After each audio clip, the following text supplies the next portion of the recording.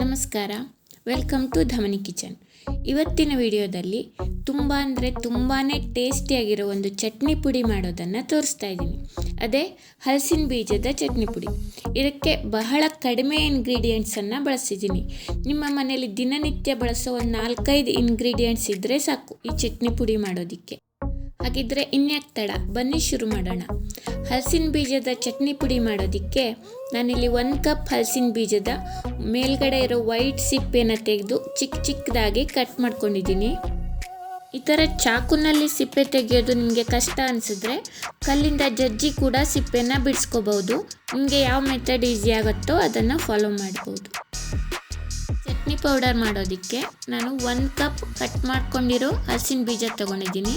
Next same amount ಕೊಬ್ಬರಿನ ತುರ್ಕೊಂಡಿದ್ದೀನಿ. ಕೊಬ್ಬರಿ ಇಲ್ಲ ಅಂದರೆ ಹಸಿ ತೆಂಗಿನಕಾಯಿ ಕೂಡ ಯೂಸ್ ಮಾಡ್ಬೋದು.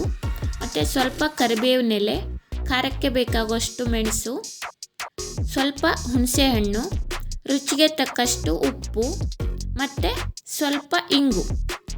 ಹಲಸಿನ ಬೀಜ ಸ್ವಲ್ಪ ಹೆವಿ ಫುಡ್ ಆಗಿರೋದ್ರಿಂದ ಜೊತೆಗೆ ಇಂಗನ್ನು ಸೇರಿಸಿದರೆ ಡೈಜೆಷನ್ನು ಚೆನ್ನಾಗಾಗತ್ತೆ. ನೆಕ್ಸ್ಟು ಒಂದು ಬಾಣಲಿನ ಬಿಸಿಗಿಟ್ಟು ಕಟ್ ಮಾಡ್ಕೊಂಡಿರೋ ಹಲಸಿನ ಬೀಜನ ಹಾಕಿ ಹುರ್ಕೋಬೇಕು. ಇದು ಚೆನ್ನಾಗಿ ಕೆಂಪಾಗಿ ಗಟ್ಟಿ ಆಗೋವರೆಗೂ ಮೀಡಿಯಮ್ ಫ್ಲೇಮ್ನಲ್ಲಿ ಹುರ್ಕೋಬೇಕು. ನೋಡಿ, ಇದಿಷ್ಟು ಕೆಂಪಾಗಿದೆ, ಗರ್ಗರಿ ಕೂಡ ಆಗಿದೆ. ಇಷ್ಟಾದರೆ ಸಾಕು. ಈಗ ಇದನ್ನು ಒಂದು ಬೌಲ್ನಲ್ಲಿ ಹಾಕಿಟ್ಕೊಳ್ಳೋಣ. ನೆಕ್ಸ್ಟು ಅದೇ ಬಾಣಲಿನಲ್ಲಿ ಕೊಬ್ಬರಿ ತುರಿನ ಫ್ರೈ ಮಾಡ್ಕೋಬೇಕು. ನಿಮ್ಮಲ್ಲಿ ಕೊಬ್ಬರಿ ಇಲ್ಲ ಅಂದರೆ ಹಸಿ ತೆಂಗಿನಕಾಯಿ ಕೂಡ ಯೂಸ್ ಮಾಡ್ಬೋದು. ಅದನ್ನು ಇದೇ ಥರ ಕೆಂಪಾಗೋವರೆಗೂ ಫ್ರೈ ಮಾಡಿ ಯೂಸ್ ಮಾಡ್ಬೋದು. ಕೊಬ್ಬರಿನ ಫ್ರೈ ಮಾಡುವಾಗ ಉರಿನ ಲೋ ಫ್ಲೇಮಲ್ಲಿ ಇಟ್ಕೊಳ್ಳಿ, ಇಲ್ಲಾಂದರೆ ಸೀದೋಗೋ ಚಾನ್ಸಸ್ ಇರುತ್ತೆ. ನೋಡಿ, ಇಷ್ಟು ಕೆಂಪಾದರೆ ಸಾಕು.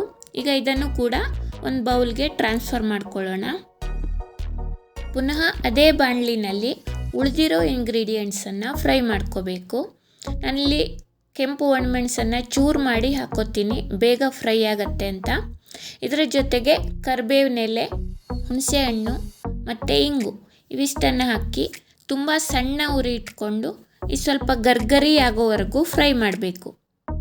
ಇದು ಗರ್ಗರಿ ಆದಮೇಲೆ ಸ್ಟವ್ ಆಫ್ ಮಾಡಿ ಇದಕ್ಕೆ ಉಪ್ಪನ್ನು ಹಾಕಿ ಒಂದು ಸಲ ಮಿಕ್ಸ್ ಮಾಡ್ತೀನಿ. ಉಪ್ಪಿನಲ್ಲಿ ಸ್ವಲ್ಪ ನೀರಿನ ಅಂಶ ಇದ್ದರೆ ಡ್ರೈ ಆಗಲಿ ಅಂತ ಅಷ್ಟೆ. ನೆಕ್ಸ್ಟು ಇದ್ರ ಜೊತೆಗೆ ನಾವು ಮೊದಲೇ ಫ್ರೈ ಮಾಡ್ಕೊಂಡಿರೋ ಹಲಸಿನ ಬೀಜ ಮತ್ತು ಕೊಬ್ಬರಿನ ಹಾಕಿ ಒಂದು ಸಲ ಚೆನ್ನಾಗಿ ಮಿಕ್ಸ್ ಮಾಡಬೇಕು.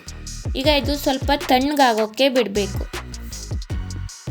ಇದು ಫುಲ್ ತಣ್ಣಗಾದ್ಮೇಲೆ ಒಂದು ಡ್ರೈ ಮಿಕ್ಸಿ ಜಾರ್ನಲ್ಲಿ ಸ್ವಲ್ಪನೇ ಹಾಕ್ಕೊಂಡು ಪೌಡರ್ ಮಾಡ್ಕೋಬೇಕು. ಇದನ್ನು ಪೌಡರ್ ಮಾಡುವಾಗ ಕಂಟಿನ್ಯೂಯಸ್ ಆಗಿ ಮಿಕ್ಸಿನ ರನ್ ಮಾಡಬಾರ್ದು.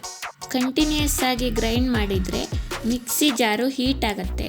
ಇದರಿಂದ ಕೊಬ್ಬರಿ ಎಣ್ಣೆ ಬಿಟ್ಕೊಳ್ಳೋ ಚಾನ್ಸಸ್ ಇರುತ್ತೆ. ನಾನಿಲ್ಲಿ ಸ್ವಲ್ಪ ತರ್ತರಿಯಾಗಿ ಪುಡಿ ಮಾಡ್ಕೊಂಡಿದ್ದೀನಿ. ನಿಮಗೆ ಎಷ್ಟು ನೈಸ್ ಪೌಡರ್ ಬೇಕೋ ಅಷ್ಟು ಮಾಡ್ಕೋಬೋದು. ಇದೇ ಥರ ಉಳಿದಿರೋದನ್ನು ಮಿಕ್ಸಿ ಜಾರ್ನಲ್ಲಿ ಪುಡಿ ಮಾಡ್ಕೋಬೇಕು. ನೋಡಿದ್ರಲ್ಲ ಫ್ರೆಂಡ್ಸ್, ಹಲಸಿನ ಬೀಜದ ಚಟ್ನಿ ಪುಡಿನ ಇಷ್ಟು ಈಸಿಯಾಗಿ ಮಾಡ್ಬೋದು ಅಂತ. ಇದರ ಅರೋಮಾ ಕೂಡ ತುಂಬಾ ಚೆನ್ನಾಗಿರುತ್ತೆ. ಖಂಡಿತ ನಿಮ್ಮ ಮನೇಲಿ ಎಲ್ರಿಗೂ ಇಷ್ಟ ಆಗುತ್ತೆ. ಒಂದು ಸಲ ಟ್ರೈ ಮಾಡಿ ಹೇಗಿದೆ ಅಂತ ತಿಳಿಸಿ. ಫ್ರೆಂಡ್ಸ್, ಈ ವಿಡಿಯೋ ನಿಮಗೆಲ್ಲ ಇಷ್ಟ ಆಗಿದೆ ಅನ್ಕೋತೀನಿ. ಇಷ್ಟ ಆಗಿದರೆ ದಯವಿಟ್ಟು ಒಂದು ಲೈಕ್ ಮಾಡಿ, ಹಾಗೆ ನಿಮ್ಮ ಫ್ರೆಂಡ್ಸ್, ಫ್ಯಾಮಿಲಿ ಎಲ್ರಿಗೂ ಶೇರ್ ಮಾಡಿ. ನಿಮ್ಮ ಅನಿಸಿಕೆ ಅಭಿಪ್ರಾಯಗಳನ್ನು ಕಮೆಂಟ್ ಮಾಡಿ. Thank you for watching. Meet you in the next video. Until then, take care. Bye bye.